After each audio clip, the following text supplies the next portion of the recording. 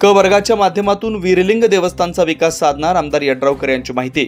वीरलिंग मंदिराचा जीर्णोद्धार वास्तुशांती कार्यक्रमाला भाविकांची मोठी गर्दी। हेरवाड येथील प्रसिद्ध वीरलिंग मंदिराच्या विकासासाठी सर्वतोपरी प्रयत्न केले जातील आणि क वर्ग तीर्थक्षेत्राच्या माध्यमातून भरघोस निधी देण्यात येईल अशी ग्वाही आमदार राजेंद्र पाटील यड्रावकर यांनी दिली। वीरलिंग मंदिराचा जीर्णोद्धार व वास्तुशांती कार्यक्रम मोठ्या उत्साहात पार पडला। या कार्यक्रमाला हेरवाड व परिसरातील सुमारे 10,000 भाविकांनी उपस्थिती लावली। सकाळी ब्रह्ममुहूर्तावर अभिषेक होऊन विविध धार्मिक विधी पार पडले। कार्यक्रमादरम्यान आमदार यड्रावकर म्हणाले, आपला धार्मिक व सांस्कृतिक वारसा जपण्यासाठी मंदिराचा जीर्णोद्धार महत्त्वाचा आहे। याआधी मंदिर सुशोभीकरणासाठी 6 लाखांचा निधी तर हॉलसाठी 10 लाखांचा निधी देण्यात आला। हजारो भाविकांचं श्रद्धास्थान असलेल्या वीरलिंग मंदिराच्या विकासासाठी यापुढेही निधी कमी पडू दिला जाणार नसल्याचं सांगितलं।